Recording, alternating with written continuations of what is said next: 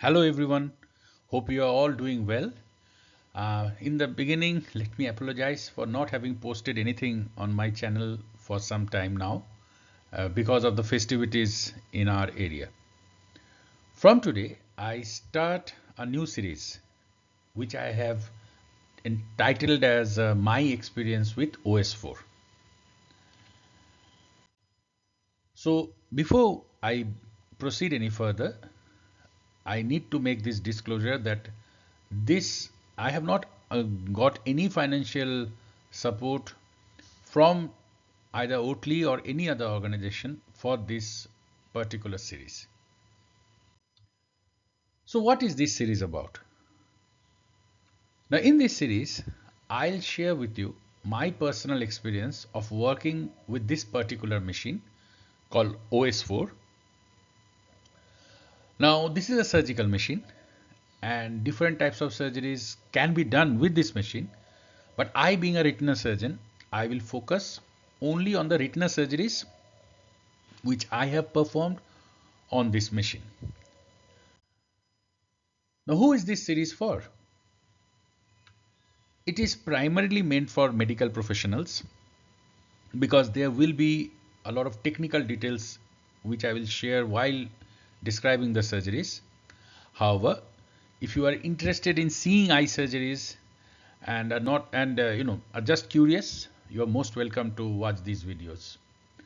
Now, amongst medical professionals, I feel people who are either vitreoretina surgeons or aspiring vitreoretina surgeons, they would probably enjoy these cases more because I would be trying to share a little not so common cases or finer points which we may not be describing or discussing all the time to highlight the finer aspects of this machine. So how do I plan to go about? So my idea is that I will share a series of cases, videos. Each video will cover one case, and at the end of it, I will try to share with you my opinions and highlight the relevant, important aspects of OS4 which helped me perform that particular surgery the way I have. There may be some videos where I may even share with you complications because if there are some limitations of the machine, that too need to be shared. So before proceeding any further, for those of you who may not be familiar yet with this machine, OS4 is a all-in-one platform and it allows us to do cataract surgery, glaucoma surgery as well as retina surgery. For example, in my center, we have installed this machine just last year, January. And before that, we had surgical machines from some other company. And we had a separate phaco machine, a separate retina vitrectomy machine. But this, after installing OS4, now all the other machines are gone, which saves a lot of space for us, reduces hassles, maintenance becomes easy. Though someone may claim with a single instrument or single platform, what if there is a breakdown? So touch wood, till now at least we didn't have any such problem. But space being a premium and cost of machines also being a big challenge for some small centers like us, having a single platform to perform all these varieties of surgeries really makes it special. Now this machine is from Switzerland and it is manufactured by Oertli. Something about my center. So the Retina Institute of Bengal is situated at Siliguri, which is the gateway to northeastern India. Now, if you look up in Google, we will see we are a tier 2 city. But the truth be told, we are primarily catering to patients from surrounding areas and not really the so-called posh patients of Siliguri, but patients from the Duars area, from Lower Assam, eastern part of Bihar, Sikkim, and yes, you can see because of the geographical position where we are in, we do see a lot of international patients also. Now, our hospital is a multi-specialty eye care center, though retina was our primary focus when we launched. and we actually started only with Retina Services in 2016, but now we provide not just Retina Services but also cataract services, refractive surgeries, glaucoma, squint, all the specialties. So our OT, we have a single OT only, and that is why I was telling you that space is a big issue for us. It's a modular OT, and we have two surgeons, myself and Dr. Shantanu Ganguly, my friend who takes care of all the anterior segment surgeries.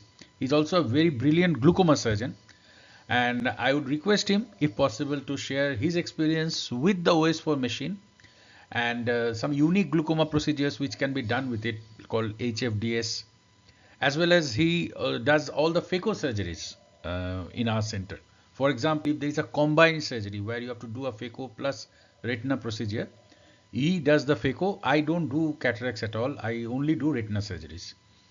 And because we have now a single machine with which we can combine, we can do both the phaco as well as the vitrectomy, it really makes it easier also, because sisters don't have to really manipulate a lot to change the setup between two surgeons. So we have the OS4 machine with us since January 2024. It has been now almost nearly 2 years, and that's why I feel I have now experience, enough experience to share some opinion regarding this machine. So when we purchased this machine, I was, as I said, performing vitreous surgeries with a machine from some other company. Incidentally, I did my fellowship from Aravind Eye Hospital, Madurai, way back in 2005. So it's almost been now 20 years that I have been in vitreoretina. Until 2024, all the vitrectomy machines that I used were from that same company. So I initially used one of their older machines. Then when they came up with a newer version around 2011-12, we graduated to the newer version that they still have. And I was therefore not only trained in machines from that particular company, but I was also practicing only with vitrectomy machines from that company all my career till now. And I was quite comfortable. But then there were some issues, um, maintenance, reusability, all this, which were making it difficult for us to stay on that platform.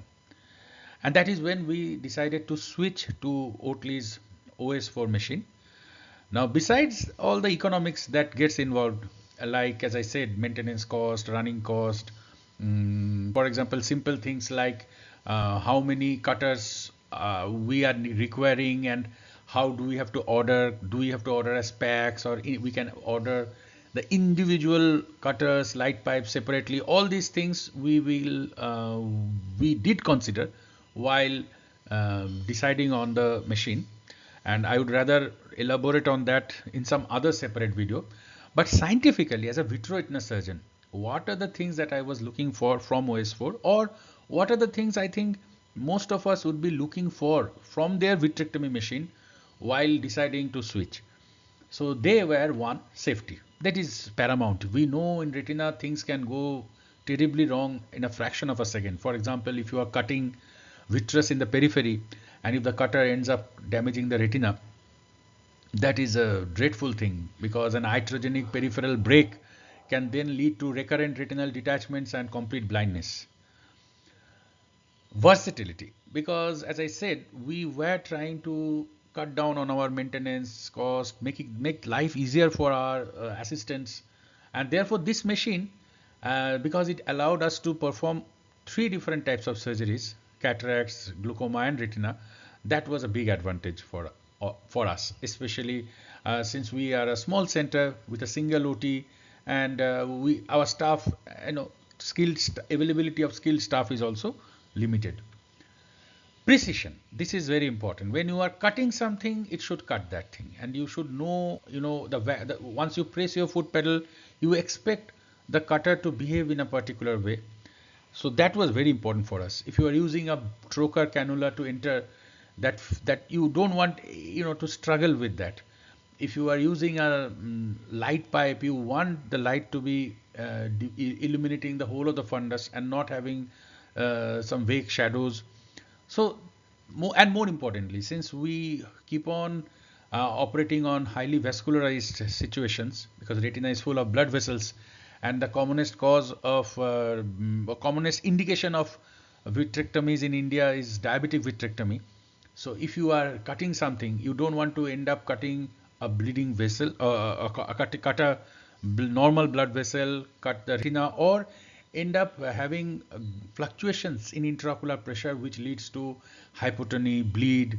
So we wanted a machine which was precise, so that I could feel the same level of confidence that I was having operating with my previous machines for over 20 years. Flexibility. So this is another thing which I will elaborate later on. It simply means that if you have options, of approaching different cases in different ways. For example, OS4 has 3 pumps, or rather 2 pumps and a third combination of 2 pumps. So that means if I want, depending on the surgeon's confidence, depending on my own appreciation of the case, I could play around with the machine with a lot of different possible vitrectomy settings, lot of different possible changes in the pump that I am using, or as I said, I can even use a combination of peristaltic and venturi pump. Though, to be honest, I don't really play around the pumps. I usually do all my surgeries with venturi pump, and with the cutter at the highest cut rate, that is 10,000, and proportional vitrectomy, so that you can just alter the vacuum with your foot pedal. But the whole thing is that the Oertli's machine, because of these multiple pumps, gives us this ability to plan our settings differently from case to case based on our own experience and confidence. Speed. This is very important. Why? At our center, or in most places where, in the peripheral parts of my country, or maybe I can even venture to say in most developing countries, cost of surgery is a very big factor. Now, if you really want to reduce cost of surgery, because if you don't do that, you can't really reach out to most people. Because if you charge high, I don't think patients in tier 2, tier 3 cities and rural settings, setups of country like mine can really afford the surgery. Now, if you want to really cut down on the cost, it is very important that we efficiently use the OT time. So if I go to the OR, I am expected to do a certain number of cases, and we practically go to the OR every day. It's not like an academic center where, like when I was in Arvind, I had 2 OT days in a week. Here I do OTs every day. So what my typical plan is that I see patients in the morning till around the afternoon 2 p.m. Then between 2 to 4 p.m. In the afternoon, we do our ORs. Now that is more also because we are a daycare center. We can't keep our patients admitted overnight, and most of our patients are from far off places. So they usually arrive to the center using railway or buses, transport like that. So they usually arrive around late morning, 11:30, 12 noon, and therefore our OT typically starts at 2. But we have to finish the cases, otherwise the patients simply can't go back home in time. And therefore, it is essential that we can do the OTs as fast as possible, of course, without compromising on the outcome or safety. So if I have a machine which is not fast enough, that would not have served my purpose. Oertli, as I hope I will be able to prove with my subsequent videos, is a really fast machine. And it fulfilled all these criteria. It is safe, it is versatile, it is precise, it allows flexibility, and is fast. And hopefully in this series, as we go ahead, I'll be able to justify all these things that I have told about the machine at this point. So with that short introduction of the series, let's start with today's case. So today's patient is a 52-year-old male who is a type 2 diabetic since 12 years, and he presented to us recently with complaints of loss of vision in both eyes, left more than right, since 7 months. In right eye, his visual acuity was 624 or 2080. In left eye, it was hand movement only. Anterior segment evaluation showed clear lens in both eyes.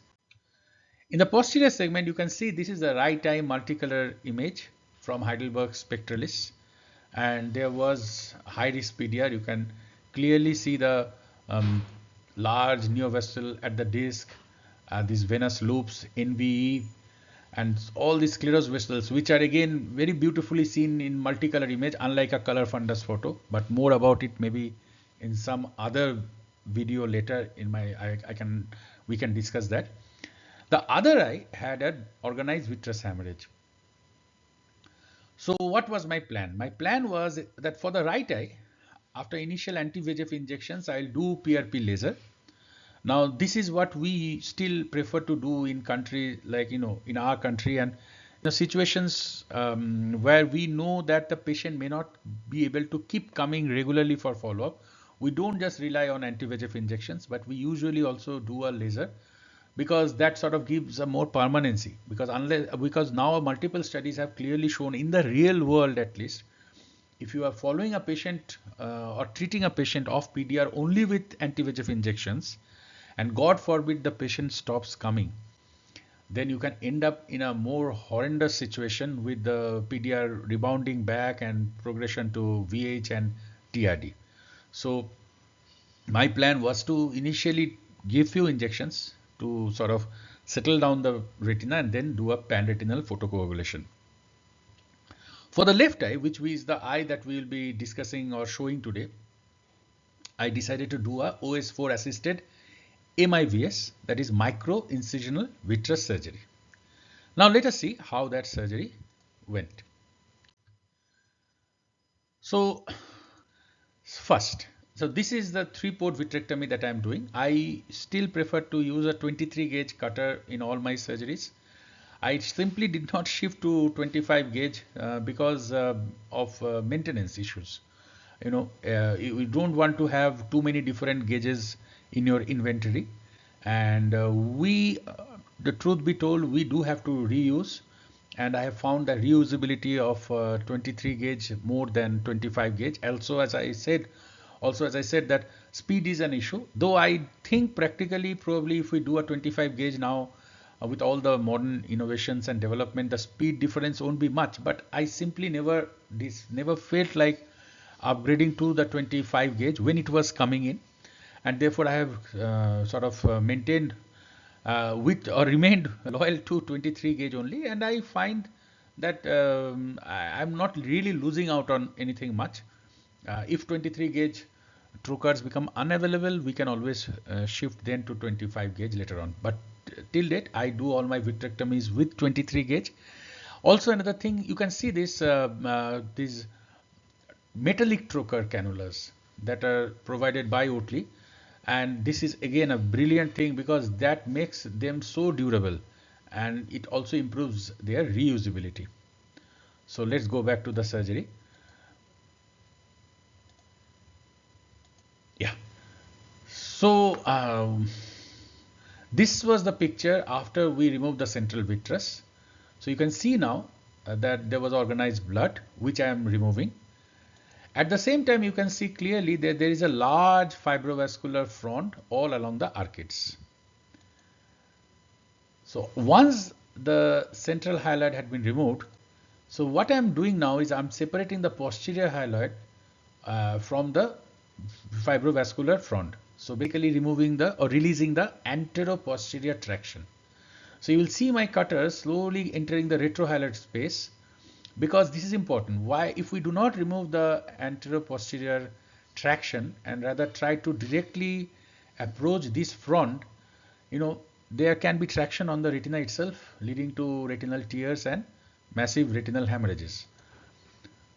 Now look at how fast, and this is an unedited in the sense that I have not altered the speed of the surgery. I have definitely, you can make out that easily that I have removed few steps, or I have edited or shortened the video so that it becomes easy for us to present, but I have not altered the speed of the surgery. So you can see how fast this machine is removing all this anteroposterior traction, this hyaloid. So I do this all around. So all around the fibrovascular band, trying to isolate it from the hyaloid. So we are now in the superior nasal quadrant. You can see the vitreous clearly here. And once it was separated, now we are left with this large uh, fibrovascular tissue all along the arcades, arising from the disc and going along the temporal arcades. So what do I do next? I have now removed all the vitreous. I can see the retina. Few of the small bleeding NVs can also be seen. There are two options. One is you do nothing. Now, if you don't do anything and if you leave this fibrovascular band, tissue, because you see the macula looks sort of unaltered, it is not under traction. So if you don't do anything about it, is there any harm? So the only thing is, if you leave behind this fibrovascular tissue, it may contract and cause recurrent bleedings in future. So it is better that we remove this tissue. Now, how do I remove this tissue? There are two ways. One is, of course, you can do a bimanual dissection. If you are not so sure about the plane, you can use a cutter and a forceps and a chandelier light, which we will demonstrate, because that also is another aspect of OS4 which is unique, but we'll leave it for some other case. So we can do a bimanual cutting. If you are feeling that cutting with the cutter may not be easy because you are not sure of the plane of the tissue, or as I did, if you are sure of the plane of the tissue, and because this is a highly fibrous tissue, and you can see, for example, you see this band, you can see the shadow also here. So it tells me clearly that there is space between this band and the retina here. So I can start along with this and then go around slowly, trying to find space between the tissue and the retina. And because the MIVS cutters are very thin and very malleable, so you can easily poke sort of the cutter inside those spaces and cut with the cutter itself, especially if you are confident that the cutter will do your bidding. So it will listen to your foot and it will cut only when you want and as much as you want. So I have that confidence, or I now definitely have that confidence on the OS4 cutter. So I decided that let me go ahead and not use a bimanual, but the cutter itself to complete the cutting. So now I'll just keep quiet. You can enjoy the surgery itself just as much as I enjoyed it while doing it.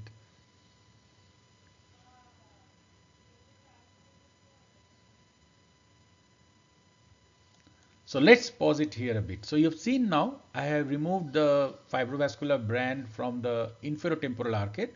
I've left the stump of fibrovascular tissue at the disc. This actually prevents uncontrolled bleeding, because if we try to avulse this tissue, you don't know which major vessel you will end up hurting. Also, you can notice that when I am activating the cutting of the cutter, I am always keeping the cutter on the tissue itself, so that the tissue sort of falls on inside the cutter. That way you are always sure that you will not end up cutting the retina. The rest you could just see, must have noticed how fast it was, how precise it was. So let's play the rest of the video.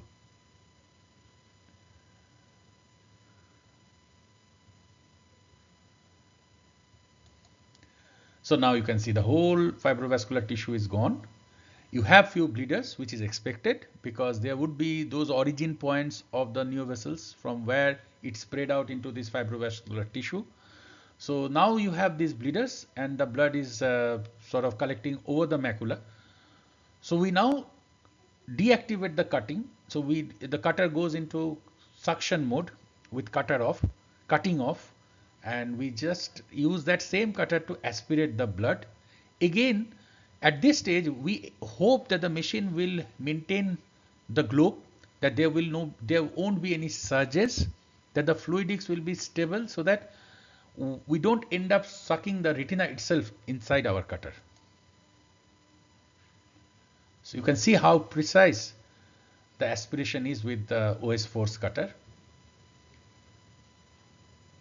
So now we know which are the bleeders, so we use the bimanual diathermy, which can be used in the proportional mode, so that you don't end up burning the retina.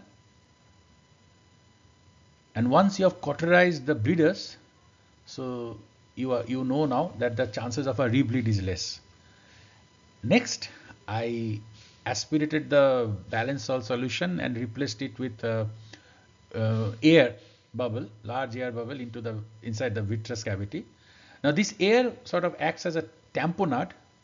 I know I have to do laser because you can see not a single spot of laser was ever done to this patient.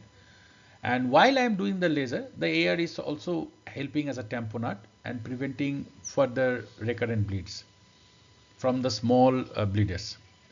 So this is just a 360-degree endo laser. This is a carved endo laser probe from another company. This is not Oertli's, because we had a stock of those laser pipes left with us. So this is a curved laser probe, which is obviously very useful. And that's it. Now you can see the eyeball looks quite stable. Whatever little heme was there, we aspirated with a fluid air exchange with a flute needle, and now we have replaced the air with a silicone oil. So you saw this case, and from this case, the message that I wish to deliver was that in this complicated diabetic vitrectomy with vitreous hemorrhage and large fibrovascular front, OS4 made my life very easy because it provided precise cutting, and the best part was the fluidics was very predictable. So I did not face any challenges of ending, where you don't know what you are cutting, or the cutter is not exactly cutting at the rate at which you wish, or there was no surges. Now this is important because we use when we talk about fluidics in a vitrectomy machine, every millimeter fluctuation of IOP matters. So any surge means two things. One, if the globe collapses, your cutter may be at a certain plane, but if the globe collapses, the retina may come into that plane. Second, every time there is hypotony, there will be some bleed. So you don't want to have a situation where you are not sure of your fluidics, and to prevent such challenges, you are forced to keep the intraocular pressure at a very high position. For example, this entire surgery was done with the bottle height being at around 30 millimeter of mercury.